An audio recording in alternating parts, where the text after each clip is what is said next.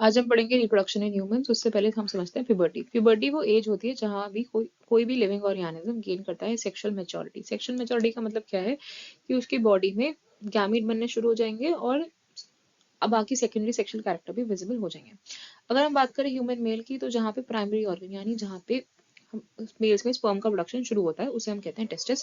Testis pair में होती है या फिर 2 इन नंबर हम कह सकते हैं। स्क्रोटम में प्रेजेंट होती है। स्क्रोटम में प्रेजेंट क्यों होती है? क्योंकि वहाँ पे लो टेम्परेचर होता है। लो टेम्परेचर जरूरी क्यों है? लो टेम्परेचर जरूरी है स्पर्म के प्रोडक्शन के लिए।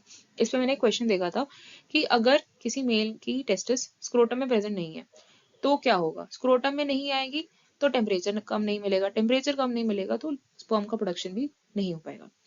टेस्टिस का दूसरा काम क्या है? टेस्टिस का दूसरा काम है कि वो टेस्टोस्टेरोन को बनाए। टेस्टोस्टेरोन मेल हार्मोन है, मेल्स में ही प्रेजेंट होता है। अब इसका 2 काम होता है। पहला स्पर्म के प्रोडक्शन को कंट्रोल करता है। दूसरा काम ये है कि सेकेंडरी सेक्सुअल कैरेक्टर्स को कंट्रोल करे मेल में। सेकेंडरी सेक्सुअल कैरेक्टर्स होते हैं जो सेक्सुअल डेवलपमेंट के साथ साथ आते हैं। कुछ मेल के लिए स्पेसिफिक है, कुछ कॉमन है मेल और फीमेल दोनों में।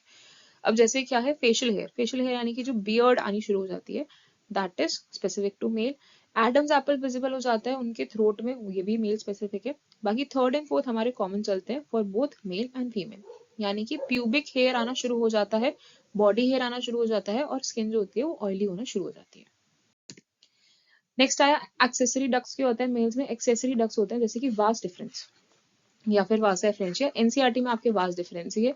तो ये कुछ ट्यूब्स होती हैं जो टेस्टिस से स्पर्म को ट्रांसफर करवाती हैं थ्रू टिल द यूरेथ्रा और द पीनस। यूरेथ्रा क्या है? मेल्स में urethra is the common pathway for sperm and urine. Female में अलग अलग पाथवे होता है। एक्सेसरी ग्लैंड अलग अलग ग्लैंड हैं। आपके जो सिलेबस में है वो है prostate gland and seminal vesicle. इनका क्या काम होता है? ये कुछ सिक्रीशन ऐड करते हैं स्पर्म में जिससे कि फ्रिक्शन फ्री ट्रांसफर हो सके स्पर्म का।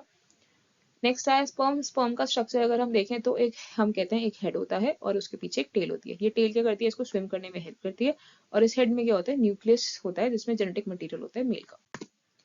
अब आते हैं फीमेल के रिप्रोडक्टिव सिस्टम में। जो प्राइमरी ऑर्गन है फीमेल का वो है ओवरी। ओवरी के अगेन 2 काम है। पहला काम है कि वो एग को प्रोड्यूस भी करेगी और उसको रिलीज भी करवाएगी। सेकंड काम है कि वो हार्मोन्स बनाएगी। फीमेल के हार्मोन्स है एस्ट्रोजन एंड प्रोजेस्टेरोन। 2 हार्मोन्स है। काम क्या है दोनों का? पहला काम है कि एग का प्रोडक्शन को कंट्रोल करे। सेकंड काम है कि सेकेंडरी सेक्सुअल कैरेक्टर्स को भी कंट्रोल करे। अब secondary sexual characters female specific क्या है? फीमेल स्पेसिफिक है कि मैमरी ग्लैंड्स डेवलप होना शुरू हो जाते हैं and second is menstrual cycle female में शुरू हो जाती है। इसी के एसोसिएटेड ओवरी का पूरा जो सिस्टम होता है उसका पार्ट समझ लेते हैं। एक होता है हमारा fallopian tube, uterus, cervix and vagina. Diagram की हेल्प से समझते हैं। ये हमारी हो जाती है ओवरी।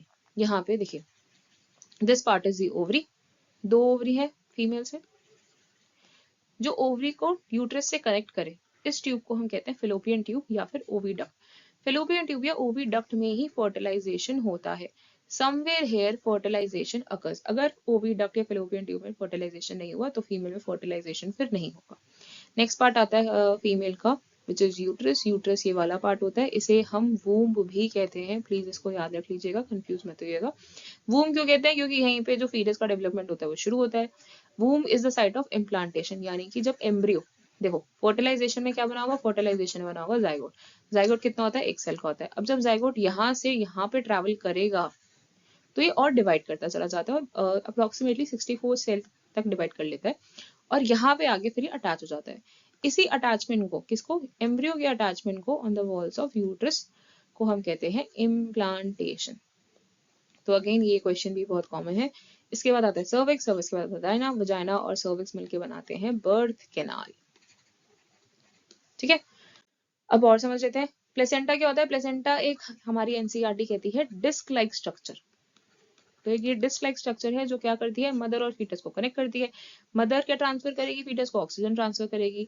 रिजल्ट में फीटस ट्रांसफर करता है कार्बन डाइऑक्साइड। इसके अलावा मदर ग्लूकोज की फॉर्म में खाना भी देती है फीटस को।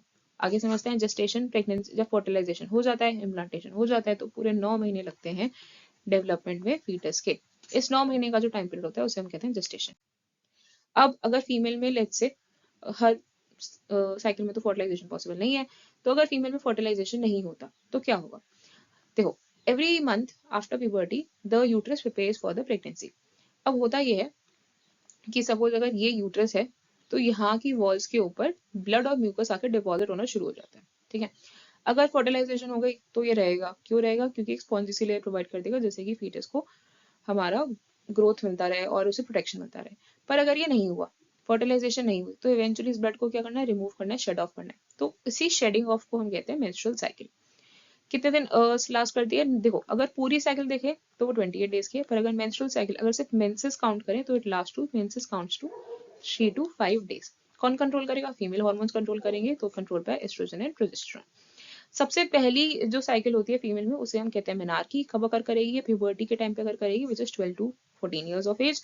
जो लास्ट साइकिल होती है, जब स्टॉप हो जाता है मेंस्ट्रुअल साइकिल, उसे हम कहते हैं मीनोपॉज। ये होती है 45 to 50 ईयर्स के आसपास। आई होप आपको समझ में आया हो। Thank you.